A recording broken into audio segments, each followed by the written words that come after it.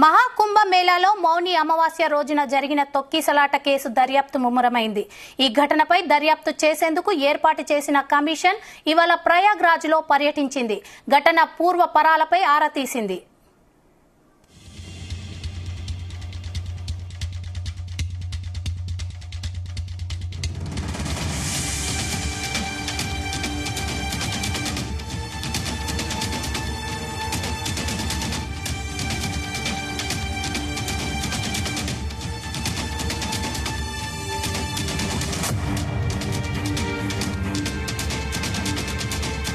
మహాకుంభ మేళాలో మౌని అమావాస్య రోజున జరిగిన తొక్కిసలాట కేసు దర్యాప్తు ముమ్మరమైంది.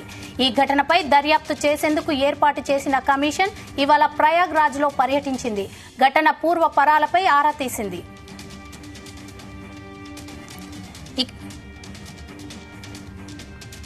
ఇక ఇదే అంశంపై మరిన్ని డీటెయిల్స్ మా ప్రతినిధి శ్రీచరణ్ అందిస్తారు. శ్రీచరణ్,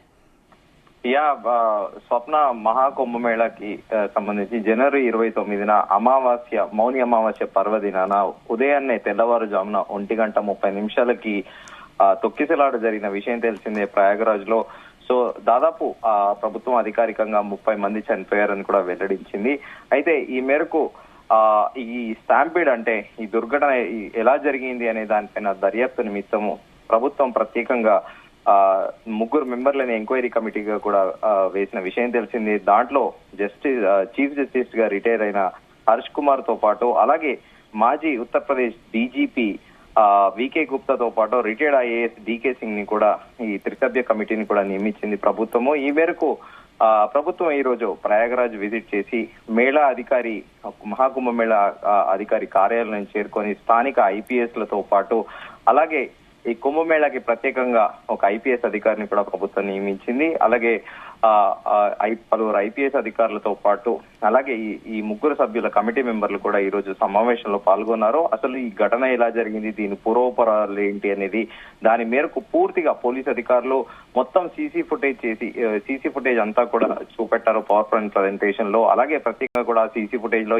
ఏ క్షణంలో ఈ ఘటన జరిగింది, ఎలా జరిగింది, అకస్మాత్తుగా జనాలందరూ ఎలా ఒక్కసారిగా ఒకరినొకరిని తోసుకుంటూ ఎలా వెళ్లారనే దానిపైన కంప్లీట్ గా మొత్తం ప్రయాగరాజ్ లో కుంభమేళాకి మహాకుంభమేళా ప్రాంతం మొత్తం అటు అఖాడాస్ తో పాటు అలాగే ఇటు త్రివేణి సంగమంలో ఘాట్లు ఎక్కడెక్కడైతే ఉన్నాయో అక్కడంతా హై రెజల్యూషన్ కెమెరాలతో సీసీ ఫుటేజ్లు కూడా ప్రభుత్వం ఏర్పాటు చేసింది. నిమిషానికి కూడా ఈ మేళా ఆఫీస్ ఏదైతే ఉంటుందో ప్రత్యేకంగా దాంట్లో ఐటీ నిపుణులు దాదాపు 350 మంది ఎప్పటికప్పుడు నిరంతరం కూడా సీసీ కెమెరాల ద్వారా పర్యవేక్షిస్తుంటారు ఎక్కడ క్రౌడ్ ఎలా ఉంటుంది ఏంది అనేది. సో ఆ మౌని అమావాస్య రోజు జరిగిన ఈ తొక్కిసలాటకి సంబంధించి కూడా ఫుటేజ్లు తీసుకొని ఈ 3 కమిటీ సభ్యులకు కూడా చాలా క్లియర్ గా చూపెట్టడం ఈ రోజు అధికారులు వివరించారు. ఎలా తొక్కిసలాట జరిగిందనే దాని మీద కూడా ఆ సీసీ ఫుటేజ్లు అంతా చాలా క్లియర్ గా చూపెట్టారు. దాదాపు 45 నిమిషాల పాటు కూడా ఈ రోజు ఈ సమావేశం జరిగింది. దీనిపైన పూర్తి వివరాలు కూడా ఈ 3 మాజీ రిటైర్డ్ చీఫ్ జస్టిస్ తో పాటు మాజీ డీజీపీ అలాగే మాజీ ఐఏఎస్ అధికారులు ఈ 3 కూడా ఎంక్వైరీ కమిటీలో ఉన్నారు. సో వీరు పూర్తి వివరాలు కూడా తెలుసుకున్నారు. అయితే ఇక్కడ ప్రధానంగా ఒక వాదన, దీనికైతే అథెంటిసిటీ లేదు. స్థానికులు ఏం చెబుతున్నారంటే అక్కడ ఎప్పుడైతే మౌని అమావాస్య ప్రారంభమైందో రాత్రి 9:30 నుంచే వైభవ్ కృష్ణ ఎవరైతే ఉన్నారో ఐపీఎస్ అధికారి, సీనియర్ ఐపీఎస్ అధికారి, ఆయనే ఆ కంట్రోల్ రూమ్ లో కూర్చొని అందరికీ మైక్ లో ప్రత్యేకంగా కూడా చెప్పడము, మౌని అమావాస్య గడియలు ప్రారంభమయ్యాయి, అందరూ వెళ్లి స్నానమాచరించి ఇమీడియట్ గా మళ్లీ వెనక్కి రండి అని చెప్పడము. ఇంకొక ఐపీఎస్ అధికారి సంఘం దగ్గర వద్దని నిల్చొని ఈ దుర్ఘటన అంటే బగ్దాడ్ అంటే తొక్కిసలాట జరిగే ప్రమాదం ఉంది, మీరు అందరూ కూడా వెనకాలకు వచ్చేసేయండి, ఇమీడియట్ గా స్నానం చేసి అని కూడా ఆయన ముందుగానే ఊహించి కూడా చెప్పడం జరిగింది. తర్వాత మౌని అమావాస్య గడియలు ముందుగా అనుకున్నట్టు వైభవ్ కృష్ణ ఐపీఎస్ కూడా పదే చెబుతూ ఉన్నారు అందరికీ తొందరగా స్నానం చేసి వెనక్కి రండి అని.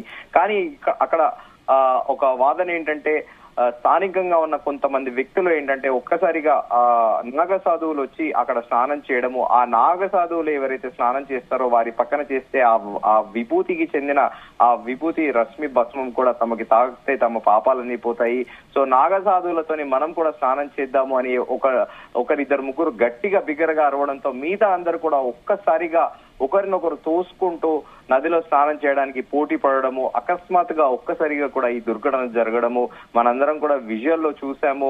అందరికీ కూడా స్పృహ తప్పిపోయి ఆక్సిజన్ అందక పడిపోయిన విషయం తెలిసిందే.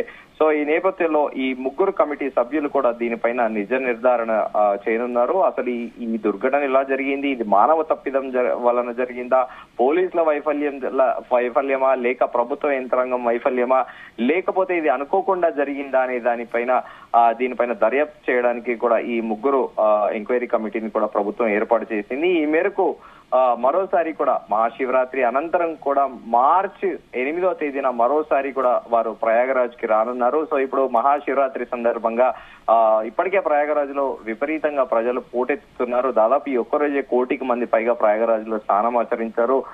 సో మరోసారి కూడా ఈ కమిటీ సభ్యులందరూ కూడా స్థానిక అధికారులతో పాటు ఐపీఎస్ అధికారులను కూడా సమావేశం కానున్నారు.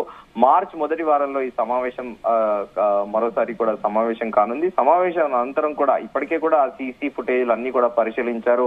ఎక్కడ జరిగింది, మొదటిసారిగా జనాలు ఎక్కడ తోపులాట జరిగింది అనేది కూడా పూర్తి స్థాయిలో కమిటీకి అవగాహన కల్పించే ప్రయత్నం అయితే పోలీస్ అధికారులు చేశారు. సో దీనిపైన పూర్తి స్థాయిలో అటు గ్రౌండ్ రిపోర్ట్ తో పాటు పోలీసుల రిపోర్టు, అలాగే స్థానికులది కూడా పూర్తి స్థాయిలో వాదనలు విన్నాక కూడా ఈ కమిటీ ఒక నిర్ణయం అయితే తీసుకొని ఉంది. దీని మీద ప్రత్యేకంగా మార్చి మొదటి వారంలో మరోసారి భేటీ అయ్యే అవకాశం అయితే ఉంది. Swapna. Okay, thank you Sricharan.